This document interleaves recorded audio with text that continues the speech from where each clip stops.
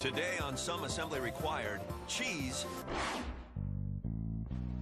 Well, it's just after 6 in east central Wisconsin and Manitowoc County, and the Jersey cows are coming into the barn to get milked, because that is chapter 1 in the story of cheddar cheese. So what gives cheddar cheese its unique flavor?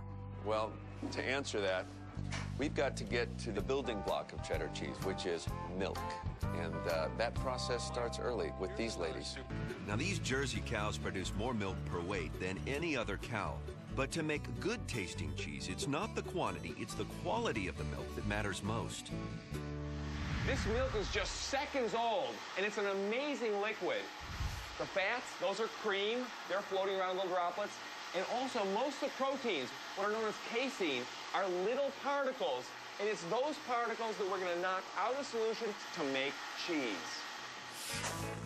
Fats and proteins, they're the main ingredients of cheddar cheese, so what goes into making them is key. That's why on Kolb Farm, these Jersey girls eat a diet of mostly grass.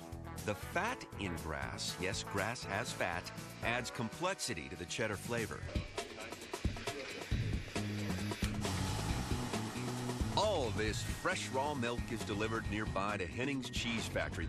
This is where it begins its cheddaring journey. We are in Kiel, Wisconsin, and Carrie Hennings is a third-generation master cheesemaker. Your family's been making cheddar since 1914. That's right. Are you ready to make some cheese? Let's make I'm some ready. cheese. Okay. We're ready to make some cheese, but this milk isn't. We need to pasteurize it first. The milk quickly heats up to 160 degrees and then cools back down through this maze of piping. Now's the time to turn our milk into cheddar. And we start things off with something aptly called starter culture. It's bacteria, Lactococcus lacti. Lactococcus cocci. Lacti! During this, the fermentation process, the Lactococcus lacti, yeah, that, it breaks down the milk's sugar, or lactose, into lactic acid. And the more acid that's formed now, the tangier our cheddar will be down the road. How much of this do you want me to pour in? Add it all if you're ready. I'm ready. Next, we add some color. Now, this is the annatto, is that what you call it? Yes. Annatto, and this is what gives the cheddar its color. Correct. Natural vegetable dye, so to speak. Yes, it is. But it's from a seed, annatto seed. Yeah. Okay, our milk is fermenting, but it can't curdle into cheese without something called rennet.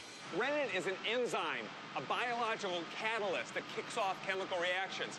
In this case, the rennet is attacking those little droplets of protein known as casein that are suspended in normal milk, breaking those things open and allowing them to coagulate to form the curd that will eventually become cheddar cheese. Here we go. Rennet. As the milk churns, rennet causes the protein to drop out from the milk, taking fat along with it. The protein and fat will form more and more curds. The leftover liquid is called the whey. Now what's happening here? All we're doing now is pumping over the remaining curd and whey. Looks like sugar pops. At this point, here's what you're not seeing.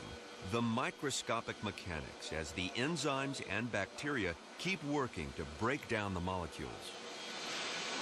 And that's the curd right there. Right. It's really like soft, spongy. Yes, very soft. There's lots of whey in it. Could I eat that if I wanted to? You certainly could. I mean, I'm not going to now, but if I wanted to. Oh. Yeah, still not cheddar. So to go from spongy to hard, we have to squeeze out the liquid so the curds can bond together. And I'm just basically raking the bottom of this tank, pushing the curd against the side of these stainless steel walls.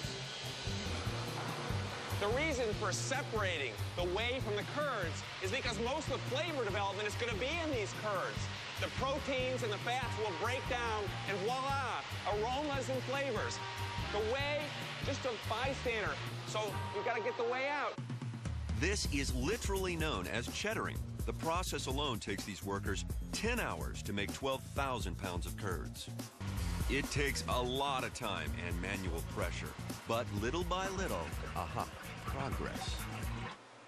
Right now, these are much harder than when we started. Like, these are basically really starting to clump. The whey is drained, but there's still too much liquid for the curds and the flavor to form properly. To get an idea, look at that. How much moisture is still inside these curds. So you can just see it draining out. We've got to expel the rest of this liquid, so we divide these banks of curds into smaller sections. So we cut these once, and we stacked them. Now we roll them over. 30 pounds? This feels a lot heavier than 30 pounds. Bad curd. Then we stack them again. Well, these hold together much nicer now. And again. And again. Cheddaring is hard work, man. How many times do you do this? Oh. Now, this is very heavy. We've gone from 2 to 3. Now we go to 4.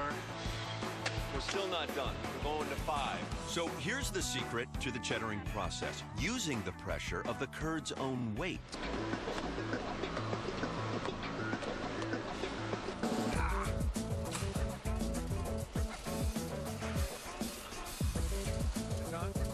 The raking and stacking got most of the liquid out of the curds, and the curds are pretty firm.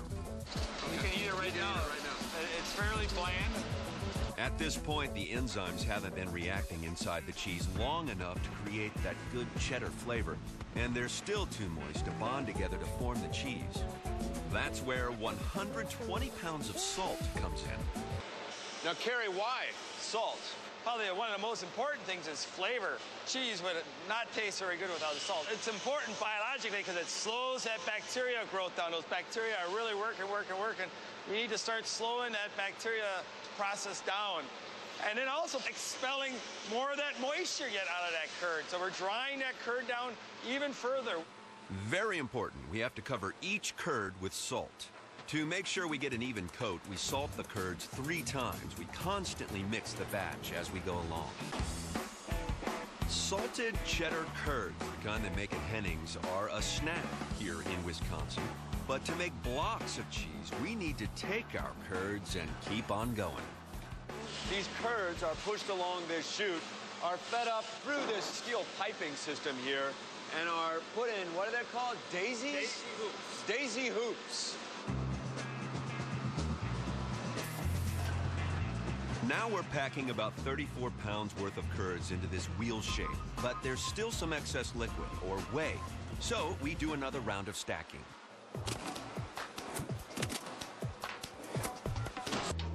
We're using 2,000 pounds of force to squeeze the remaining whey out of the curds so that they can bond together and start forming inside the cheddar wheel.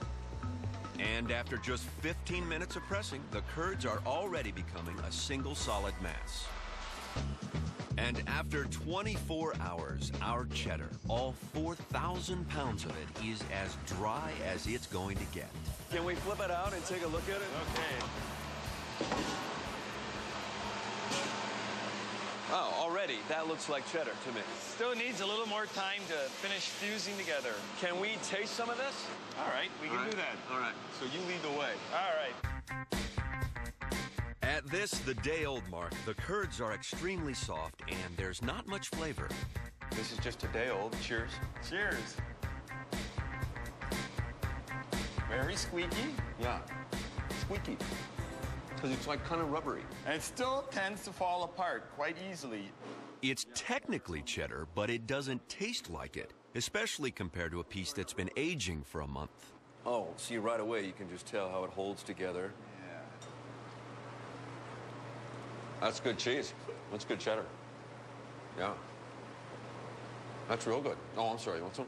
Being the master cheesemaker that he is, Carrie can tell very early on how his cheddar's going to come out, simply by tasting it. Once it's been aged for about 30 days, I can start saying, well, nope, it's not good enough. We're going to move it out as a mild or a medium flavored cheese. Then we'll look at it at 3 months old, 6 months old, and again at a year old. Now, can you tell just from tasting a cheese, say at 3 months, that it's just not going to make the 18-month haul? A good percentage of the time I can. The enzymes and bacteria continue to ferment inside. This is the aging process, and that creates the distinct sharp flavor. The longer the cheddar ages, the sharper it gets. And this has been aged how long? 18 months. This is 18 months. 18 months? 18 months. Wow. Sharp This is sharp cheddar. Yep. Cheddar is aged anywhere from 3 months to 9 years. Once Carrie approves it, the cheddar gets packaged. At Hennings, they wrap smaller pieces of cheddar, but giant blocks are their specialty.